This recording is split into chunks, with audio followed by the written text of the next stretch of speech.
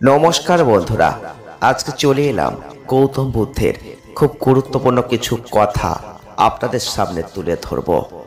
আজকের ভিডিওটিকেও মিস করবেন না, কারণ আজকের ভিডিওর মাধ্যমে গৌতম বুদ্ধের এমন কিছু কথা, এমন কিছু বাণী আপনাদের সামনে আজকে তুলে ধরব, যেটা শোনার পর আপনার মধ্যে হয়তো একটা পজিটিভ অনুভূতি তৈরি হতে পারে।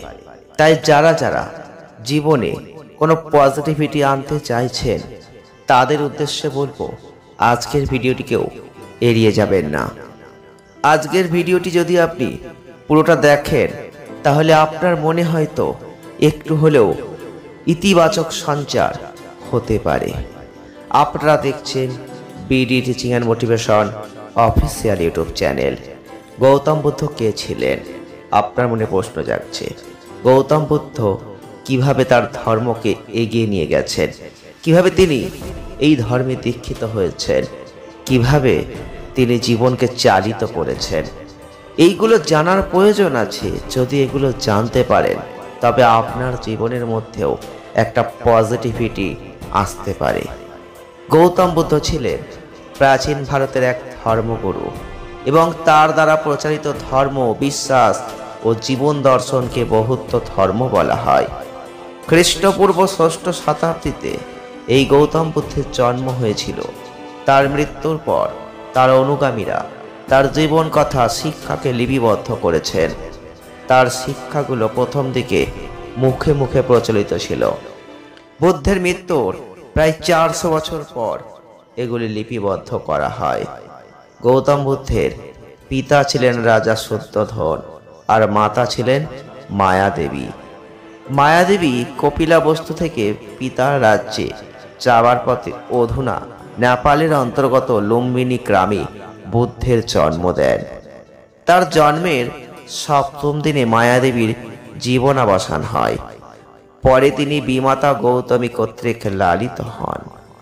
জন্মের ৫ম দিনে রাজা ৮ জন জ্ঞানী ব্যক্তিকে সদ্যজাত শিশুর নামকরণ ও ভবিষ্যৎ বলার জন্য ডাকেন।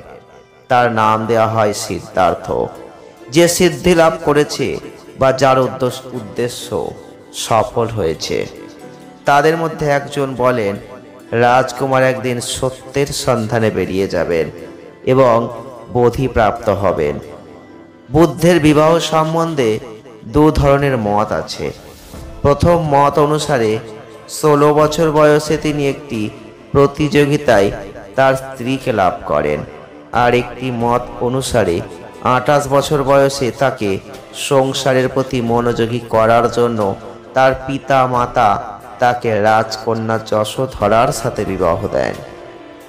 কথিত আছে, একদিন রাজকুমার সিদ্ধার্থ বেড়াতে বের হলে ৪ জন ব্যক্তির সাথে তার সাক্ষাৎ হয়। প্রথমে তিনি একজন বৃদ্ধ মানুষ, অতঃপর একজন অসুস্থ মানুষ এবং শেষে একজন অমৃত মানুষকে দেখতে পান। তিনি তার সহিত চন্নকে প্রসঙ্গে জিজ্ঞাসা করলে চন্ন তাকে বুঝিয়ে বলেন যে এটি সকল মানুষের নিয়তি। একই দিন কিংবা অন্য একদিন তিনি দেখা পেলেন একজন সাধুর, যিনি মণ্ডিত মস্তক এবং পীতবর্ণের চিহ্ন বাস পরিহিত। চন্নকের সম্বন্ধে জিজ্ঞাসা করলে তিনি বলেন, উনি একজন সন্ন্যাসী, যিনি নিজেও জীবন ত্যাগ করেছেন মানুষের দুঃখের জন্য। রাজকুমার সিদ্ধার্থ সেই রাত্রেই ঘুমন্ত স্ত্রী, পুত্র, পরিবারকে নিঃশব্দ বিদায় জানিয়ে প্রাসাদ ত্যাগ করেন। সিদ্ধার্থের এই যাত্রাকে বলা হয় মহাভিনিষ্ক্রমণ। তার মানে মানুষের বৃদ্ধ হওয়া, অসুস্থ হওয়া, মৃত্যু হওয়া সন্ন্যাসীদের সম্বন্ধে বুদ্ধের কোনো ধারণা ছিল না। তিনি এগুলো জানতে পেরেছেন চন্ন নামের এক ব্যক্তির কাছ থেকে। দুঃখ ও দুঃখের কারণ সম্বন্ধে জানতে সিদ্ধার্থ যাত্রাকে অব্যাহত রাখেন। প্রথমে তিনি আলারা নামক একজন সন্ন্যাসীর কাছে যান। তার উত্তরে সন্তুষ্ট হতে না পেরে তিনি যান উদ্দাক নামক আর একজনের কাছে। কিন্তু এখানেও কোনো ফল না পেয়ে কিছুদিন যাবার পর তিনি মগধের উরুবিল্ল নামক স্থানে গমন করেন। সেখানে প্রথমে একটি উত্তর পূর্বমুখী শিলাখণ্ডের উপর বোধিসত্ত্ব জানু পেতে বসে আপন মনেই বলেছিলেন যে যদি আমাকে বুদ্ধত্ব লাভ করতে হয় তাহলে বুদ্ধের একটি প্রতিচ্ছায়া আমার সম্মুখে দৃশ্যমান হোক। আর এই কথা উচ্চারিত হবার সঙ্গে সঙ্গে শিলাখণ্ডের গায়ে 3 ফিট উঁচু একটি বুদ্ধের প্রতিচ্ছায়া প্রতিফলিত হলো। বোধিসত্ত্ব তপস্যায় বসার পূর্বে দৈববাণী হয় যে বুদ্ধত্ব লাভ করতে গেলে এখানে বসলে চলবে না, এখান থেকে অর্ধ যোজন দূরে পত্র বৃক্ষতলে তপস্যায় বসতে হবে। এরপর দেবগণ বোধিসত্ত্বকে সঙ্গে করে এগিয়ে নিয়ে যান। আর মধ্যপথে একজন দেবতা ভূমি থেকে একগাছা কুশ ছিঁড়ে নিয়ে বোধিসত্ত্বকে দিয়ে বলেন যে এই কুশই সফলতার নিদর্শন স্বরূপ। বোধিসত্ত্ব কুশ গ্রহণের পর প্রায় 500 হাত অগ্রসর হন এবং পত্রবৃক্ষতলে ভূমিতে কুশ গাছটি রেখে পূর্বমুখী হয়ে তপস্যায় বসেন। কঠোর সাধনার ফলে তার শরীর ভেঙে যায়, কিন্তু এ তপস্যায় তিনি ভয়, লোভ, লালসাকে অতিক্রম করে নিজের মনের উপর সম্পূর্ণ নিয়ন্ত্রণ লাভ করতে সক্ষম হয়েছিলেন। সহসা তিনি বুঝতে পারলেন এভাবে বোধিলাভ হবে না। তিনি তাই আবার খাদ্য গ্রহণের সিদ্ধান্ত নিলেন। অবশেষে কঠোর তপস্যার পর তিনি বুদ্ধত্ব প্রাপ্ত হলেন। তিনি দুঃখ, দুঃখের কারণ, প্রতিকার প্রভৃতি সম্বন্ধে জ্ঞান লাভ করলেন। আর এই ঘটনাটি বোধি লাভ নামে পরিচিতি পেল। আক্ষরিক অর্থে বুদ্ধ বলতে একজন জ্ঞানপ্রাপ্ত মানুষকে বোঝায়। উপাসনার মাধ্যমে উদ্ভাসিত আধ্যাত্মিক উপলব্ধি এবং পরম জ্ঞানকেই বোধি বলা হয়। বুদ্ধের দর্শনের প্রধান অংশ হচ্ছে দুঃখের কারণ ও তা নিরসনের উপায়। বাসনা সর্বদুঃখের মূল। বৌদ্ধ মতে সর্বপ্রকার বন্ধন থেকে মুক্তি হচ্ছে প্রধান লক্ষ্য। এটাকে নির্বাণ বলা হয়। আর নির্বাণ শব্দের আক্ষরিক অর্থ হচ্ছে নিভে যাওয়া, বিলুপ্তি, বিলয়, অবসান।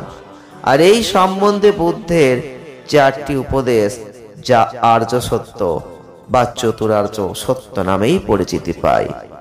বলা হয় দুঃখ একটি বাস্তবতা, যা বুদ্ধের আগেও সবারই জানার কথা। আর এই দুঃখের কারণ হচ্ছে কামনা, বাসনা, বন্ধন। সকল প্রকার কামনা, বাসনা, বন্ধন থেকে মুক্তি লাভই হচ্ছে নির্বাণ। আর এগুলোকেই বুদ্ধের 4টি উপদেশ বলা হয়েছে। বুদ্ধ পরকাল সম্বন্ধেও অনেক কিছুই বলে গেছেন। পরকাল নির্ভর করে মানুষের ইহজন্মের কর্মের উপর। আর মৃত্যুর পর মানুষ 31 লোকভূমিতে গমন করে। আর এই 31 লোকভূমি হচ্ছে 4 প্রকার অপায়: তির্যক, প্রেতলোক, অসুর আর নরক। 7 প্রকার স্বর্গ: মনুষ্যলোক, চতুর্মহারাজিক স্বর্গ, তাবতিকাংশ স্বর্গ, জাম স্বর্গ, তুষিত স্বর্গ, নির্মাণ্ডতি স্বর্গ, পুরনির্মিত বশবতী স্বর্গ। 16 প্রকার রূপব্রহ্মভূমি, 4 প্রকার অরূপব্রহ্মভূমি, মোট 31 প্রকার। আর এই 31 প্রকার লোকভূমির উপর এই সর্বশেষ স্তর হচ্ছে নির্বাণ, যেটা হচ্ছে পরম মুক্তি। যেমন ইহজন্মে মানুষ যদি মাতৃহত্যা, পিতৃহত্যা, গুরুজনের রক্তপাত ঘটায়, তাহলে মৃত্যুর পর সেই মানুষ চতুর্পায়ে তির্যক, প্রেতলোক, অসুর, নরক ইত্যাদিতে জন্মগ্রহণ করে। আর ইহজন্মে মানুষ যদি ভালো কাজ করে, তাহলে মৃত্যুর পর সেই মানুষ বাকি 28 লোকভূমিতে গমন করে। ত্রিপিটক, এটা হচ্ছে বৌদ্ধ ধর্মীয় পালি গ্রন্থের নাম। পালি ত্রিপিটক মতে বাংলায় ত্রিপিটক শব্দের প্রচলন। 3 পিটকের সমন্বিত সমাহারকে ত্রিপিটক বোঝানো হয়েছে। পিটক শব্দের অর্থ হচ্ছে ঝুড়ি, যেখানে কোনো কিছু সংরক্ষণ করা হয়। খ্রিস্টপূর্ব 3য় শতকের সম্রাট অশোকের রাজত্বকালে ত্রিপিটক পূর্ণাঙ্গ গ্রন্থ হিসেবে স্বীকৃতি পায়। আর এই গ্রন্থের গ্রন্থনের কাজ শুরু হয়েছিল বুদ্ধের পরিনির্বাণের 3 মাস পর, অর্থাৎ খ্রিস্টপূর্ব 543 অব্দে। এবং সমাপ্তি ঘটে খ্রিস্টপূর্ব প্রায় 236 অব্দে। প্রায় 300 বছরের 3টে সংজ্ঞায়নের মধ্যে এর গ্রন্থায়নের কাজ শেষ হয়। বৌদ্ধ ধর্মে এই মহাবিশ্বের স্রষ্টার কোনো ধারণা নেই। বলা হয়ে থাকে বুদ্ধও নাকি স্রষ্টার প্রশ্নে নীরব ছিলেন, ফলে স্বাভাবিকভাবেই তাদের ধর্মগ্রন্থকে স্রষ্টার বাণী হিসেবে বিশ্বাস করা হয় না। আর এই অত্যন্ত গুরুত্বপূর্ণ বিষয়কে মাথায় রেখে বৌদ্ধ ধর্মে বিশ্বাসীদের প্রতি কিছু প্রশ্নও থেকেই যায়। তা আজকের ভিডিওটি আমরা এখানেই শেষ করব। আজকের ভিডিওটির মাধ্যমে আপনারা যেটুকু জানতে পারলেন সেটাই আপনাদের কতটা ভালো লেগেছে আপনারা কমেন্টের মাধ্যমে জানাবেন। যদি কিছু জানতে পেরে থাকেন অবশ্যই বলবেন, আর যদি কিছু জানার ইচ্ছা থেকে থাকে তাও আমাদের জানাবেন।